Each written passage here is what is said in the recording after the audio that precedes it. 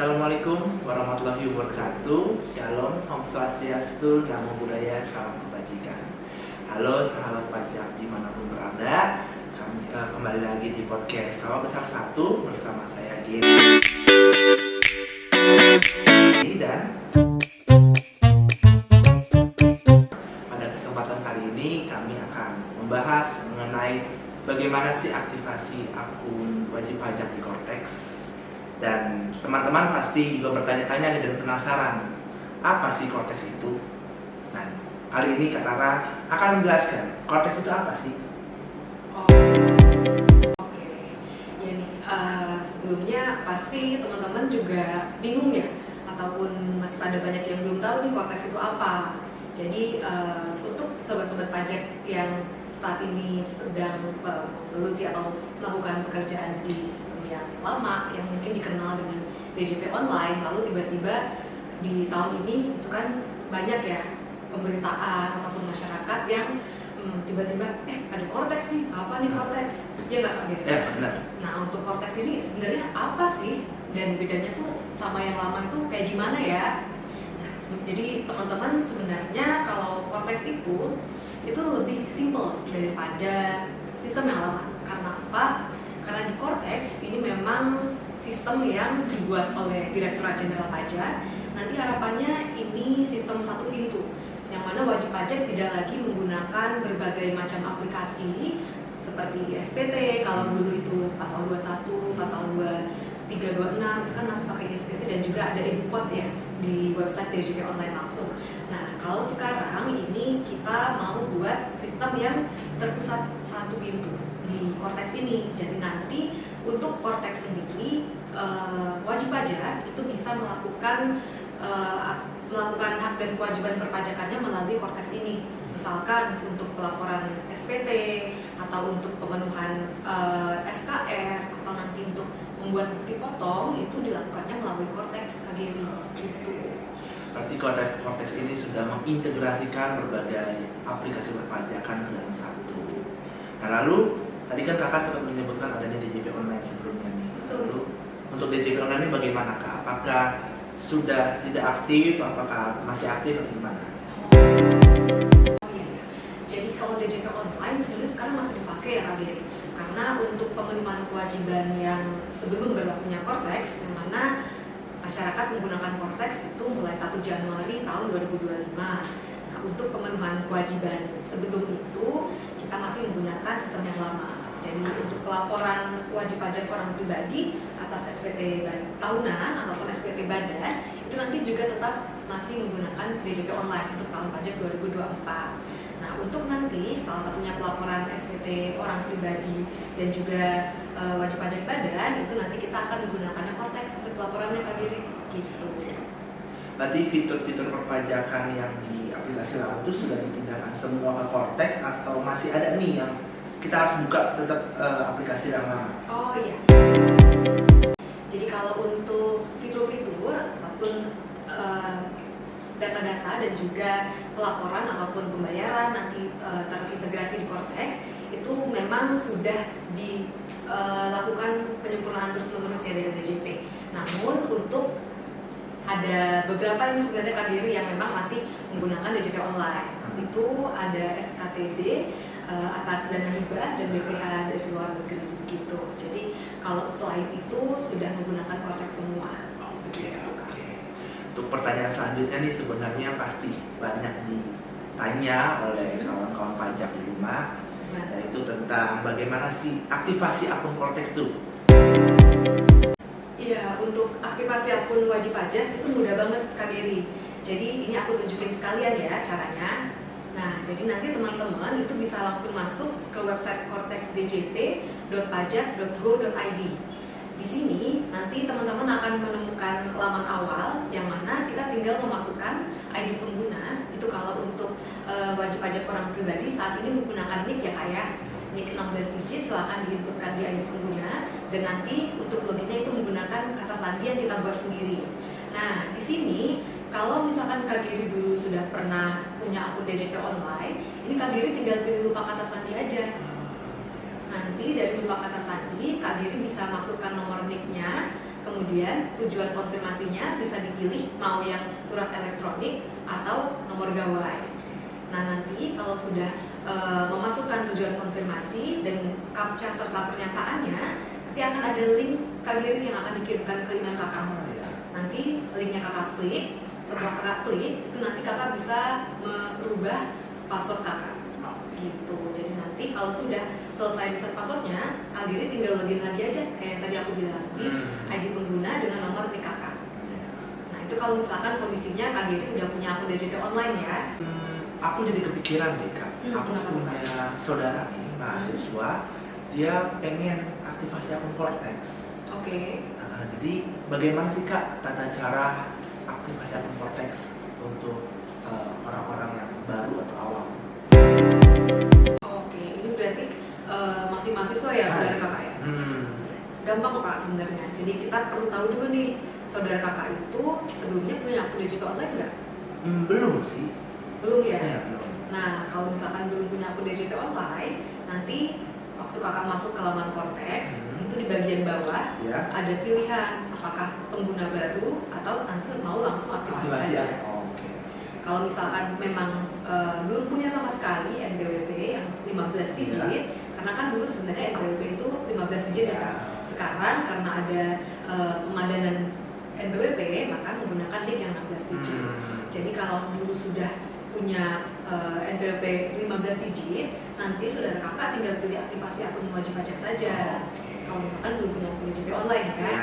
Nah, tapi kalau misalkan di sini memang belum punya NPWP 15 digit sama sekali, berarti nanti bisa pilih yang daftar di sini, nanti dipilih yang bagian perorangan gitu Kak. Untuk daftar NPWP-nya? Betul. Jadi NIK-nya itu nggak hanya NIK di KTP ya, tapi harus juga diaktifasi untuk NPWP-nya. Iya, karena kalau NPWP itu perlu diaktifasi dulu nih.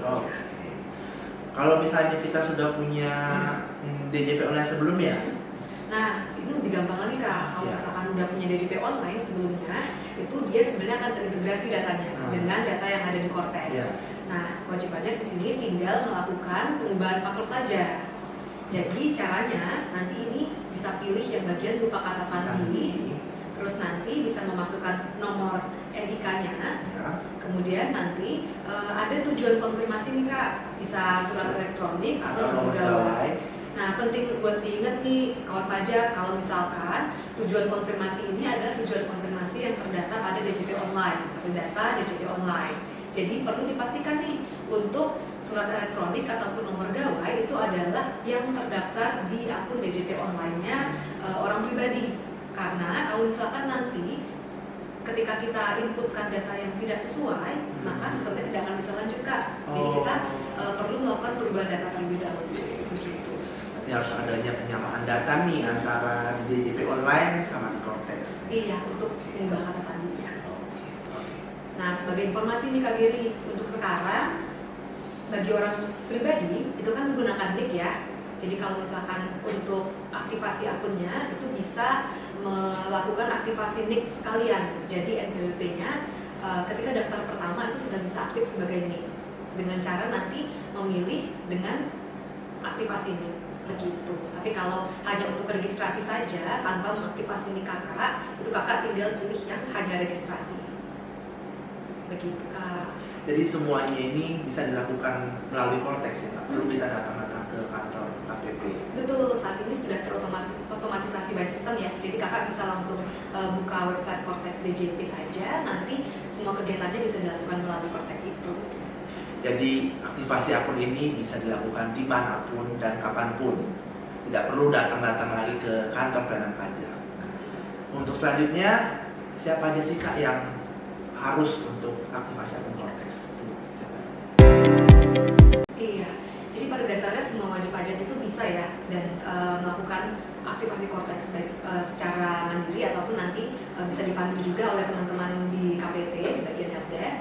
Dan nanti untuk ini bisa orang pribadi baik suami ataupun istri atau misalkan nanti juga wajib pajak badan maupun wajib pajak instansi pemerintah.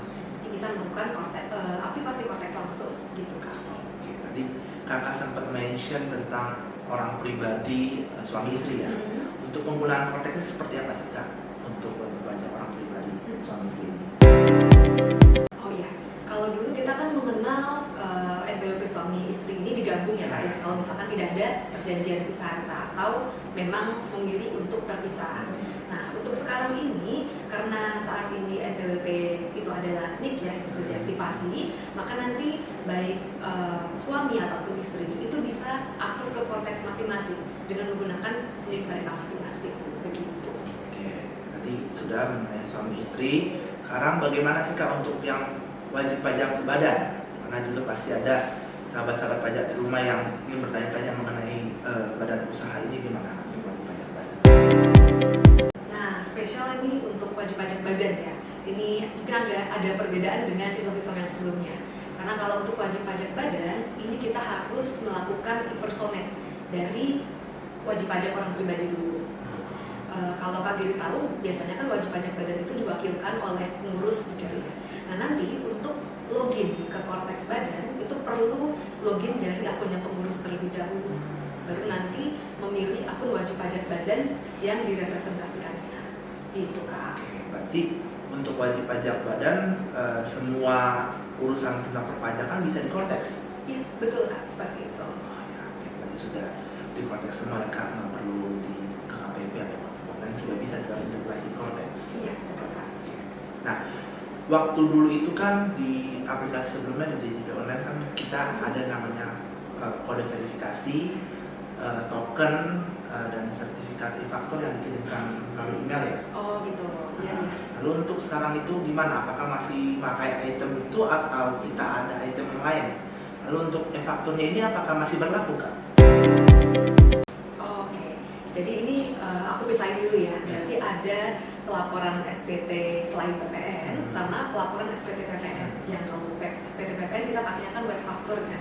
Nah jadi kalau untuk melaporkan SPT itu kan seperti yang Kak Giri bilang tadi, kita harus minta dulu nih kodenya, baru nanti kita copy, kita pastekan ke SPT yang mau kita laporkan. Nah kalau sekarang untuk pelaporan SPT sendiri, ini kita mekanismenya adalah melakukan pelaporan dengan cara pembayaran yang dilakukan terlebih dahulu sebelum dilakukan pelaporan. Yang mana nanti setelah kita bayar itu akan otomatis pelaporan SPT-nya sudah berjalan. Nanti kalau sudah selesai, nanti akan mendapatkan bukti penerimaan Kak. Jadi setelah Kakak bayar sesuai dengan kode billing yang tergenerate langsung dari SPT di Cortex, itu nanti SPT-nya langsung terlapor. Nah, tapi untuk SPT saat ini itu kita pakainya adalah kode otorisasi Kak sebagai tanda tangan elektronik. Kalau dulu mungkin Kak Giri kenal sertifikat elektronik. Nah, wajib pajak kan dulu kalau mau melakukan tanda tangan elektronik itu pakainya sertifikat elektronik. Tapi kalau sekarang itu kita pakainya kode otorisasi salah satunya begitu. Jadi kita pakai kode otorisasi dan tanda tangan elektronik itu ya? Iya. Yang pegawai pajak juga pakai dan wajib pajak juga.